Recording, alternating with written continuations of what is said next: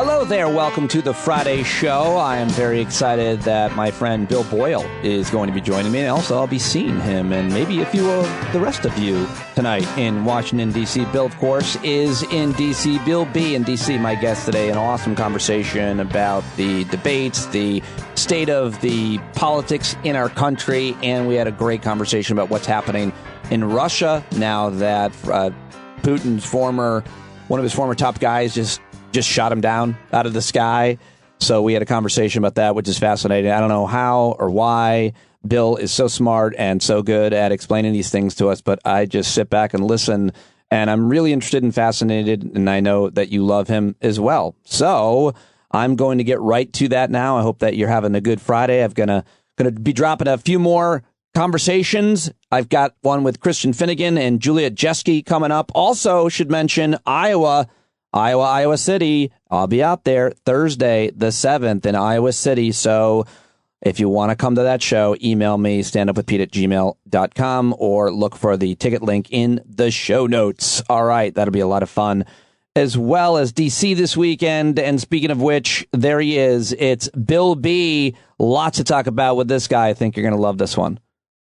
All right. There he is, Bill Boyle, who joined us last night for the first Republican debate without Donald Trump hangout, and we had a good time. I was very glad you were there. Thanks, man. It was nice to be there. It's weird to do it on a Wednesday, but I liked it. Yeah, it was fun. What are your big takeaways from the debate? I mean, Donald Trump is going to be the nominee. Everybody agrees, without, even if he gets convicted in court before the election, he'll still, I guess, win the primaries because it won't be before then. And so what do we need these debates for? So I think that Trump was going to be the nominee the minute that he got indicted, right? I mean, and I think he was going to be the nominee before that. So, last night didn't really change anything. It doesn't in any real way matter as far as Trump being the nominee. Where it matters is it gives you a sense of where the GOP is without him. And that's not a good place. We like to think that when Trump finally trips in front of that bus we're all praying for, or falls into that volcano we're all rooting for, that the GOP will get back to normal. And that's not going to happen. The most compelling person on that stage to Republicans was that swivel-eyed lunatic Vivek Ramaswamy, right? And I'm calling him Ramaswamy on purpose because he's that fucking guy that you go to meet. You go to a meeting, in a big company meeting, to meet like a competitor or a client or whatever. And he's the dude in the corner that just is absolutely fucking sure that he is the brightest guy in the room. And he's probably convinced the CEO he is. And everyone else in the room thinks he's a complete fucking clown. Yeah. I mean, the guy just, his ideas are absurd. He doesn't even know what he's talking about. But he makes a bunch of sort of like incredibly confident statements. And the dumb people in the room listen to him and go, wow, that's awesome. He's the one weird trick candidate for the GOP. Like, I have one weird trick to solve the war in Ukraine, which his idea is laughable and terrible. But that is what Republicans, or at least a majority of Republicans, want right now.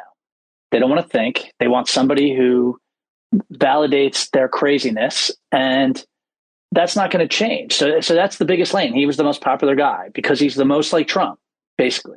It's all become such a show. It's a show, and the greatest showman will be the nominee. There's always been an element of performance in politics and debates and all of it, all the way back. But it was more likely an intellectual exercise, a competition of ideas playing out on stage, along with the personalities, delivery. But like the way the Fox News debates did that, and all the networks at this point, with all the sounds and the graphics and the bad questions that were asked. I mean, it's all a show, and they're showmen, and the ones that are the best showmen in this case with the Republican electorate, certainly in the primaries, they're going to run away with it, I guess. Well, so it's always been a show, right? But it used to be a show that was back in the day, that show was that we are the good guys defending the world against communism or terrorism overseas. And at home, we are trying to do something good, something bright, something that was morning in America for Reagan. It was the bridge to the 21st century for Clinton. George Bush was compassionate conservatism, right? Something's really changed. And what has changed is that rather than seeing any sort of real positive vision, the GOP has become a reactionary party that's all about, terror, being terrified of the future. And a great example of that is DeSantis, who certainly fucking knows better, saying, I'm not sending troops to Ukraine to defend Ukraine. I'm keeping them home to defend us here at the border. That's a risible, ridiculous fucking statement. Clearly, the most efficient thing that we can do to defend America is to hamstring Russia by using 4% of our budget in Ukraine to completely demolish them as a power, right? Putting a million troops on the border of Mexico doesn't change anything other than more people drown in the Rio Grande. But even if you wanted to be generous, I did hear a couple of people, the more establishment types, I think Pence and Nikki Haley, who was the U.S. ambassador to the UN, of course, say we can do both. Like this idea that everything about politics is binary, including foreign policy. We have embassies and bases all over the world. We have all kinds of new threats that we have to protect against, from vaccine, from viruses to climate change to obviously domestic terrorism, which did not come up last night. But the answer you heard was we can do both. It really minimizes. But that's the minority. That was Haley, Pence, and Christie to some extent. Yeah. But the other, 6 people, and by the way, none of them are going to come within a million miles of getting the nomination. Right. Ramaswamy might. He might. And DeSantis might. If Trump, falls off a ladder and breaks his neck tomorrow, by the way, I'm going to come up with 5 or 6 accidental ways Trump might die in this conversation. But if that should happen and Trump is somehow removed off the stage, it's not going to be Pence as the nominee, and it's not going to be Nikki Haley. It's going to be the people that are feeding the terror of sort of white American ex-urban people. Do you don't think it'll be the North Dakota governor, Howard Burgum, or whatever his name is? That guy, like, my politics are nowhere near his, but he didn't make me want to vomit, which is why I'm like, he's never going to win. Like, he's not going to, he's sort of your typical moderately corrupt GOP business-oriented pol, just like Haley, just like Christie, just like Pence. But he's going to go with the wind. If he thought he would win by being as crazy as Trump, he would do it. What do you make of those types of questions at debates that say, raise your hand if? I mean, I think it's some things seem to be easy enough, but that was asked, I think, twice. Once on, do you believe in man's role in climate change, which is, she butchered the question. She should have used data within the question. The other one was about abortion. And like Ramaswamy put his hand up, way up. I think he even braced it with his other arm like that all too eager kid. That was me, to be fair. Yeah. But what I noticed, Bill, was that they looked at each other to see who raised their hands, and they meekly started to raise their hands. It was one of the weakest exercise in adulthood, much less manhood. Like, no convictions unless the other guy. It was so like summer camp week. Well, so Ramaswamy on abortion and climate change, like, easy. Yeah, I mean, Ramaswamy is like the fascist Arnold Horseshack, right? Like, he couldn't wait to get his hand up to try to be the teacher's pet of like the next fucking Adolf Hitler. Such a teacher's pet. Right. And the bottom line, though, is that when they ask these questions like that in debates, those aren't questions. Those are whether or not you agree with the party shibboleth. I'm articulating, as Brett Baer or the woman who was asking questions, I'm articulating a truth that the party thinks of as a truth, that you can't run if you don't agree with this. Right. And that's why I'm asking the question, because I know it's going to knock people out by asking that. Chris Christie, by the way, was not raising his hand on Trump. He was raising his hand to say, hold on, I don't agree. Yeah, he was like, I want to talk. Quite clear. I think that. But he's the only one, really, who did that. Everyone else, even Pence, I mean, imagine how reactionary and cult-like your party has to be when the president tried to get you killed on January 6th, and you still say you would vote for him in any circumstance. Yeah.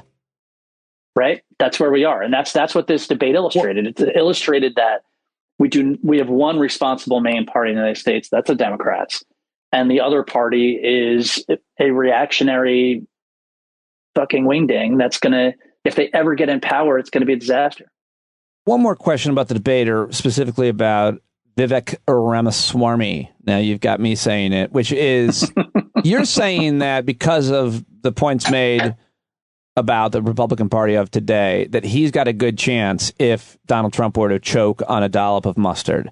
And I'm saying the reason why I disagree is because when they find out that he's a Hindu, like, they're already kind of cautious because he's brown, but they're like, well, if he's for us, you know, I got a brown guy at work I get to like that guy saying all the right things, the way he's irking the right people. I like that. Oh, wait, he's Hindu? Hold this. Wait a second. I got to tell you, Pete, 42% of self-described evangelicals in the United States don't go to church. You have evangelicals, pastors, denying the Sermon on the Mount. This is a weak argument. This is a weak argument. No, what I'm saying is that culture always wins over religion every time. In politics? No, I don't think so. You have to be a Christian to win the Republican and maybe the Democratic nomination. Pete, we live in a country that justified slavery based on the Bible. I understand. Which is absurd. I understand. You hear my talk with Robert P. Jones today. He talks all about the doctrine of discovery, all about that. But I'm saying Republican primary voters, someone's going to tarnish this guy. Someone's going to call him out as a Hindu. And they're not voting for him when they find that out, I feel. Here's the deal. Trump is a rapist guy who is paid for abortions and is the exact opposite of an evangelical in every reasonable and acceptable way. And yet those super religious people voted for him. They're going to vote. There's a thing in Christian doctrine, evangelical doctrine. It's called like the Solomon or the David thing. But basically it's that this one guy in the Old Testament was awful, but he was our guy who was going to push the things that God needed Israel to go to. I get it. And so believe me, they'll justify anything. Now you're starting to make a little bit more, I feel, a better argument. I still don't buy that. We'll see. Let's leave it alone because Trump most likely, unfortunately, won't choke on his own spit, and he probably will be there. Boy. Okay. Well, I obviously thought first to talk to you as soon as I saw that a plane carrying the former head of the Wagner Group who revolted against Trump, Prigozhin, fell out of a window.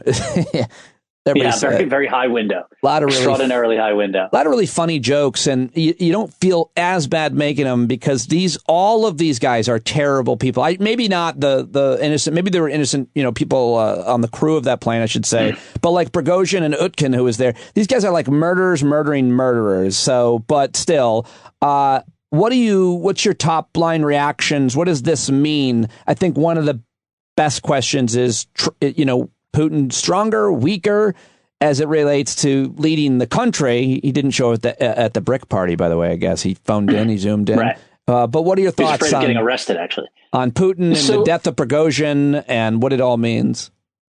My very first reaction was I couldn't think of a nicer bunch of guys to spend a minute and a half falling through the sky on fire and get to contemplate that for that long before they hit the ground. It did look. If that video is accurate, it looks like they were probably alive all the way to the ground. Let's hope so, because that's exactly what they deserve. But the bottom line is that there's a lot of discussion in the media from some people that I quite respect, sort of like, so now we're seeing Putin, enacting his mafia methodology, and he never, ever lets anybody get away with anything, et cetera, et cetera. Right. I think that is all bullshit to the extent that it tries to make the argument that he is strong. Putin controls, in theory, the levers of the entire Russian state.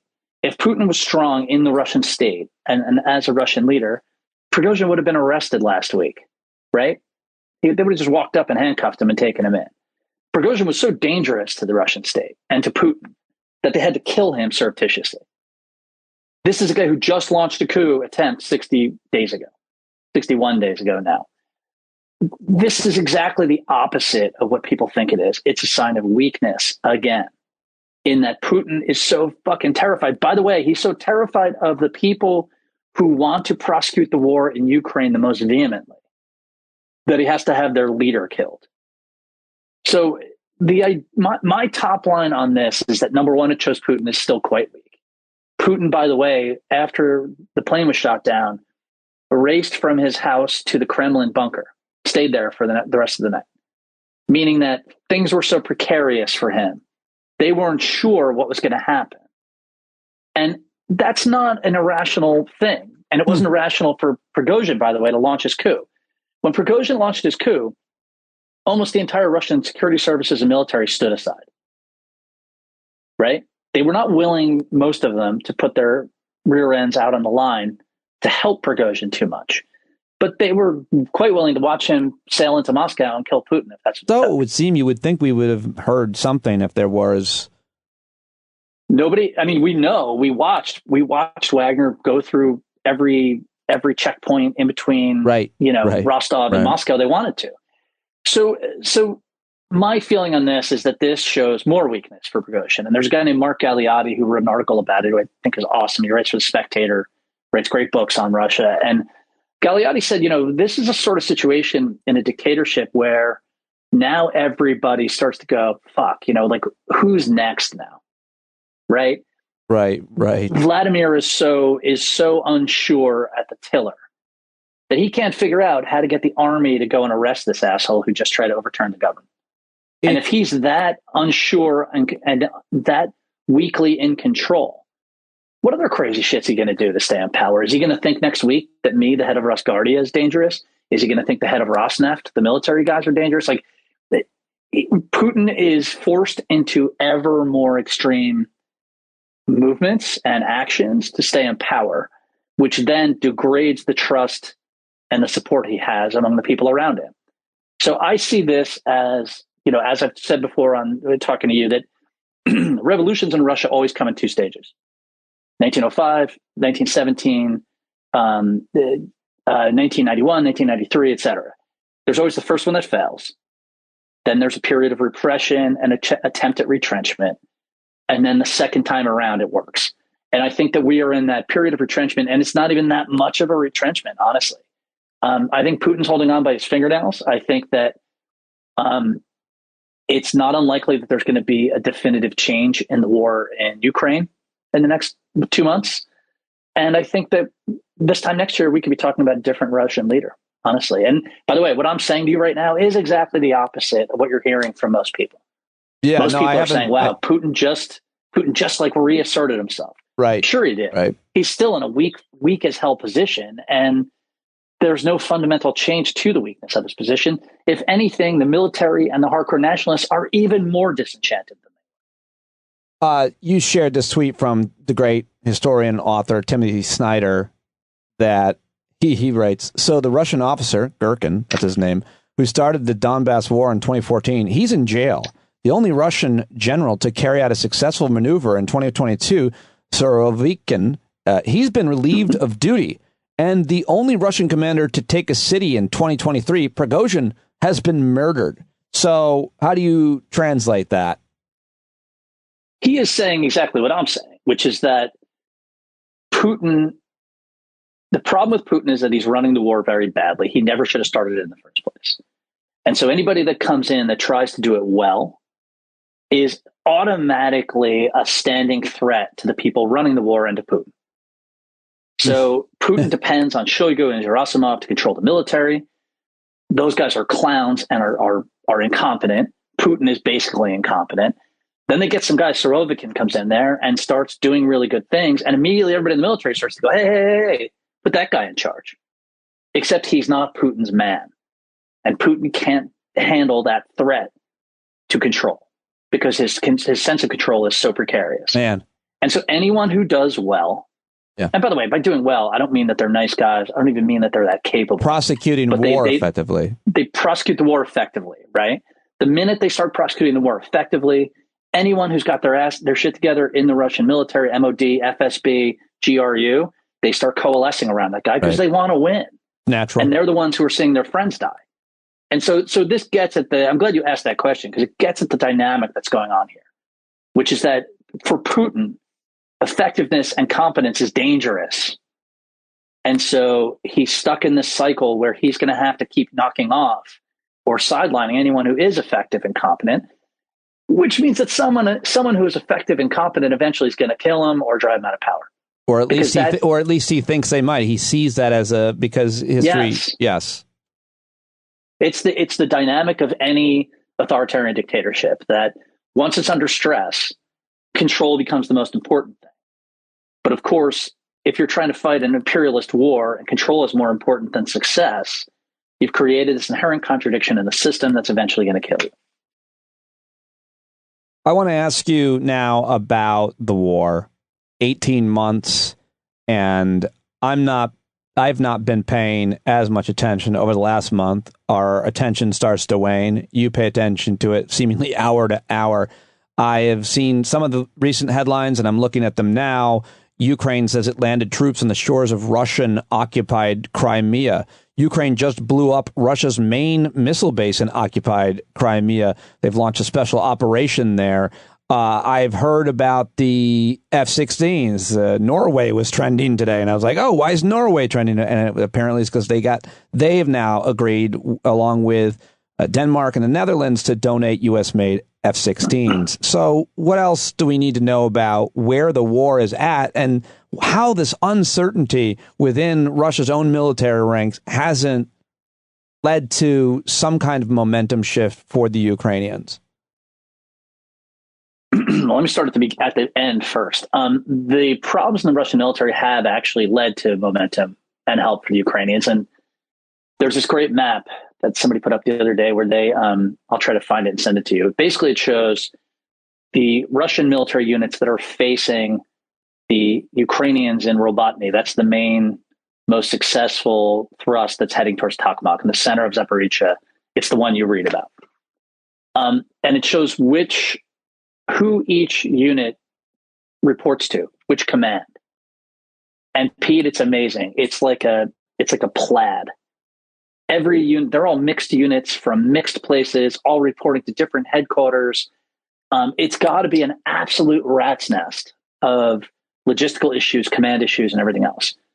Now, why is that? That backs us into your first question, or your second question, which is that what that tells you is happening in Ukraine is that we all saw these first thrusts that we thought, man, maybe they're going to break out. It's going to be this big war of maneuver. But Surovikin, the Russian general who Putin just cashiered, and because he was our friend Prigozhin's buddy, he had set up minefields that were miles deep, right, and defensive lines that were, at least the first round of them, were quite powerful. Because Surovikin did that, these Ukrainian thrusts initially got held up and really ran into trouble.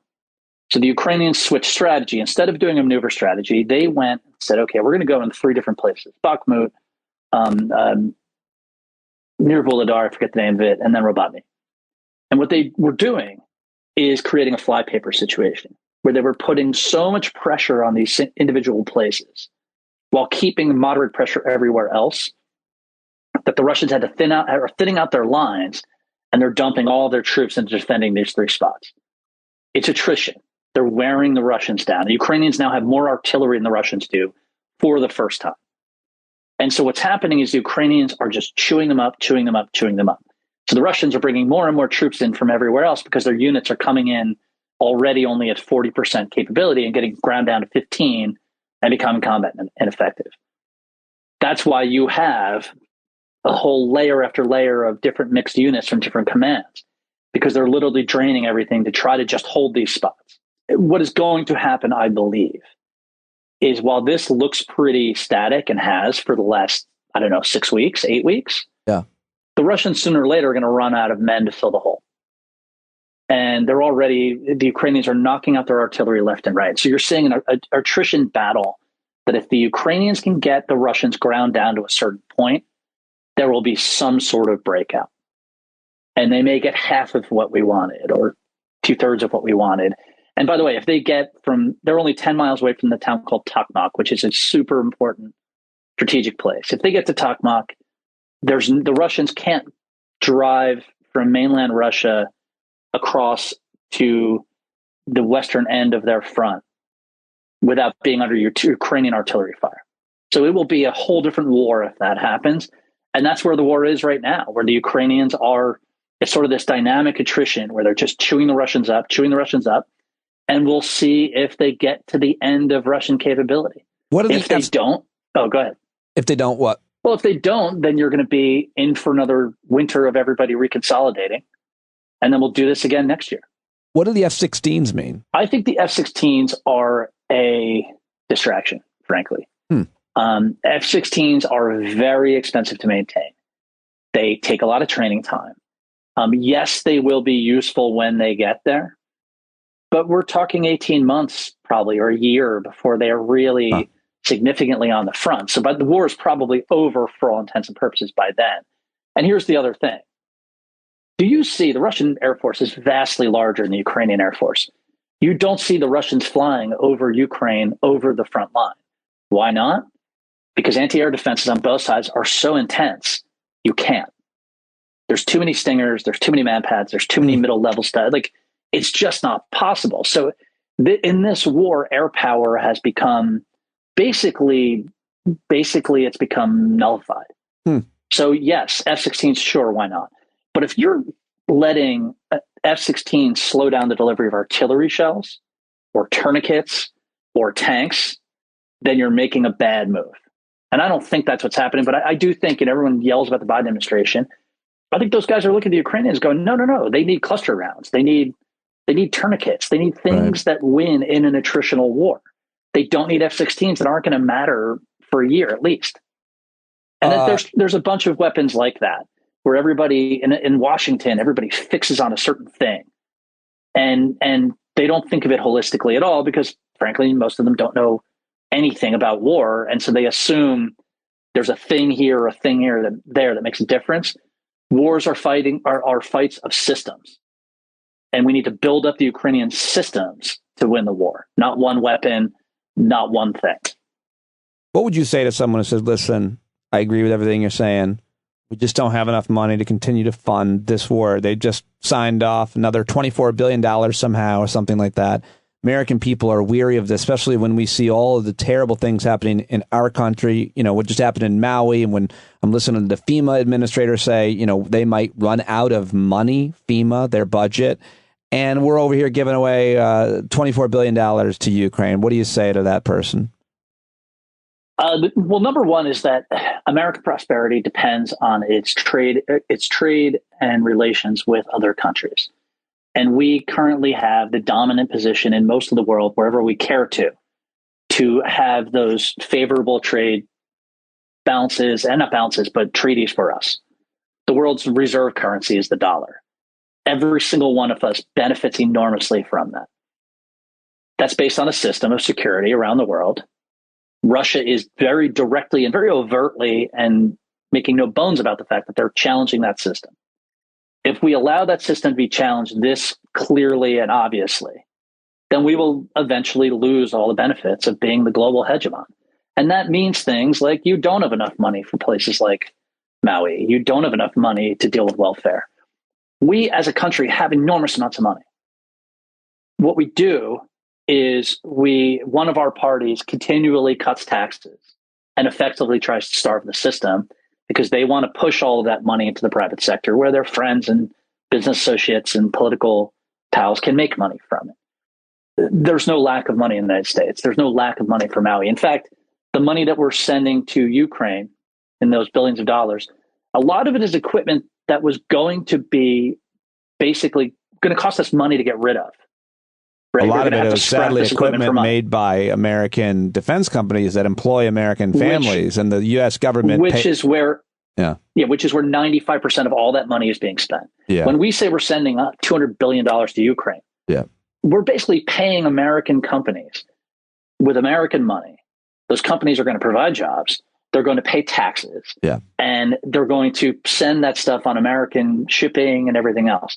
It's literally like I don't know, not an incentive package, but you're basically seeding American, which is certainly a craven and evil thing to do to perpetuate an unlawful military conflict. But this is not that, according to this is as clean a war as you can possibly get. Yeah, and I kind of feel like that it is. Well, and what I say to people is like, look, do you like pharmaceutical companies? No, you don't. But when you have cancer, do you say, no, I'm not taking that cancer on chemotherapy because I don't like pharmaceutical companies? Of course you don't. You take the benefit that you can, even if the institution it comes from is not something you love. And by the way, what's happening in the midst of all this, we are looking at China eyeballing Taiwan and thinking long and hard about just seizing it. And seizing Taiwan is something that when 90% of all the most high-tech semiconductors in the world are built there. Yeah. China seizing that would lead to a global conflict, A. B, it would lead to a global depression, and it would materially and powerfully affect the lifestyle of every single American. What the war in Ukraine is doing is turning our military from one that fought bullshit coin wars in the Middle East into one quite well prepared to stop China from doing something really fucking stupid in Taiwan. If you look at it like down one step down the road, this war is driving us where we need to be to maintain the peace. And again, I don't think the United States is this shining, place on a hill. I don't think that we're always perfect. In fact, often I think we do terrible, shitty things. That does not mean that we should stop ourselves from doing the right thing when we're finally fucking doing it. I fully agree with that opinion, and a lot of people have tried to convince me otherwise, but I'm not there yet. Okay, well, finally wanted to ask you about Ronan Farrow did this big piece in the New Yorker on Elon Musk, and one of the headlines, as a result, NPR's takeaway headline, an article about the article, is Ronan Farrow says Elon Musk has become an arbiter of the war in Ukraine. I haven't read it. I've heard about it. I saw an interview with Ronan Farrow. You said you read it. I mean, what do you think about the different takeaways? And this is a pretty important, I think, article, finding out Elon Musk was talking to Vladimir Putin and how much of a role and influence he has in the war as a result of both Starlink and his relationship with China, I guess. That's right. I mean, Elon Musk is a guy who owns a very, very profitable car company, at least in theory, profitable car company that builds half its cars or gets half its batteries from China. Right? He has other relationships apparently with the Russians that he cares about. He's not elected, and he has his own interests. That is a place where the Logan Act really matters. Yeah. The bottom line is that my perspective is if Elon Musk thinks he's going to turn off Starlink again, then we fucking take Starlink away from him. Right? If he's going to try to use his, SpaceX in some way that's against American interests, you live on government contracts, fuck you, we're taking your company. I mean, we are not a country of companies. We're a country of people who vote for where they want the policy of the government of our republic to go. And Elon Musk, just because he has a lot of money, doesn't mean he gets to say, no, I'm disagreeing with the American people want. The American people want somebody who's going to help the Russians. They can vote in a president who will do that. But up and until that point happens, it did happen. I'm sorry, fuck you. You don't. Well, I don't think they quite realized what they were getting with Trump initially. But Trump did lose as an incumbent. He lost in 2020. Yeah, not accidental, right? So I think that Ronan Farrow's article was great because of how dry it was. He did not go off the way I do about what an asshole Elon Musk is, or what a weirdo he is, or anything else. He talked about his drug use, which apparently is pretty severe, with ketamine. And he just talked about the conflicts inherent in having a private individual with that much power in public space. And I mean, Elon Musk's power in the public space is much bigger than Walmart's is. It's much bigger than Exxon's is. And in a very material and clear way. When the United States policy is to help the Ukrainians, and this guy's turning off their communications in the middle of an offensive because he's talking to Vladimir Putin, you're bordering on sedition and treason at that point. He's also, and I think that we need. I actually thought you were referring to, in terms of his influence, just his role as the owner of Twitter and the fact that the things that he's such an influencer on that social media platform he owns, but you weren't I think even that's the least important thing. I think that's the least important thing about Elon Musk. Yeah. Because I think, in fact, I would say that there's no better way Elon Musk could have curtailed his own influence than by exposing the world to what an absolute clown and weirdo Sure. is. Yeah, that's a good point. It's obvious that Elon Musk has far less judgment than my 11-year-old boy, who, when I read Elon Musk's tweets to him, my son is like, really? Like, what the hell is he talking about? Like, Elon Musk is not all there. And Twitter made that clear to everybody. And so, I think, as you know, I'm not some guy. I like using Twitter. I love it for news. But if it goes away tomorrow, I'll be fine. So I don't care that much about that. And I think something else will just pop up in its place. It'll be blue sky. It'll be something else. But I do think that where Musk really matters is things like SpaceX, things like Starlink. That really is important. And I do think, by the way, in fact, I know the U.S. government's already racing to make sure they're never in that position again. Right. I mean, the U.S. government's never, ever going to be in a position where they have to go to Starlink and say, in fact, what they did to him is they forced him into a contract.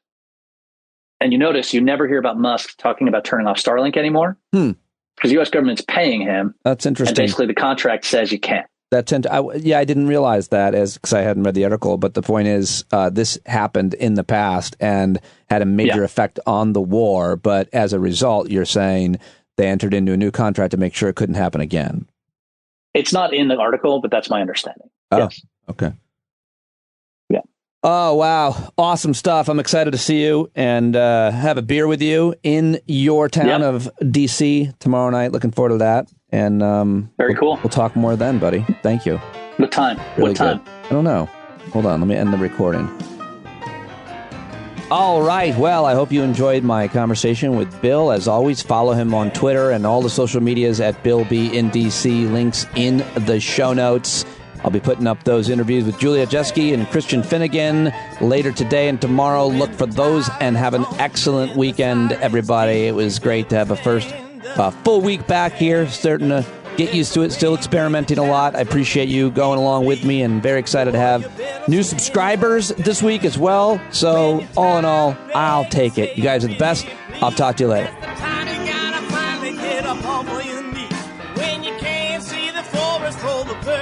Trees, you got to stand up. Hey, you've been sitting so long, you got the creaky knees, you got to stand up. Stand up. I think you're driving wheels with leaking grease. Boy, you better stand up. Stand up. Well, there's a whole lot more of us who know what's right. They'll keep right on ignoring us if we keep sitting tight. You got to open up the window to let in some light. You gotta stand up. That's right. You got to rise up. You got to stand up. You gotta stare the devil straight in the eye. We got to let him know it's his turn to go. See it clear when all you hear is a lie. Don't get up off of your butt, get down off of your fence. Even if it ain't a very friendly audience, well, they'll begin to listen when you start making sense. And you stand up, stand up. No need to point your rifle to defend your town. Just stand up, stand up. You know they can't deny you what you're laying down. Boy, you better stand up, stand up. Show your face of every color, yellow, black, red, and brown. This is the place where every lost child will finally be found. There's only one thing to do before we stand our ground, and that's stand up, stand up. Well, the founding fathers saw a land for all. They had to stand up, they had to stand up. They had a keen imagination for a crystal ball, drawing all the plans of stand up. But all they had to go on was the time they were in, with other causes for laws, and since they weren't even sin, they knew that change was gonna come before the change could begin. They had to stand up. All right, they had to stand up. We got to stand up. We got to look the devil square in the eye. We gotta let him know it's his time to go, and make it clear when all we hear is a lie. Why you lying awake wondering where the money all went? It'll be the cost of freedom that'll go unspent. You can see them flee the scene of that experiment. If you stand up, all right, we got to speak up, we got to reach up and raise your voice in every way you know how. Don't be toes up, you got to show up. Ain't no better time to do it but now. No need to pledge allegiance to no wanton tribe. Rise up, show obedience to the voice inside, and listen well and it'll tell you not to run and hide. It says stand up, stand up, got to stand up. Ooh, come on, just stand up.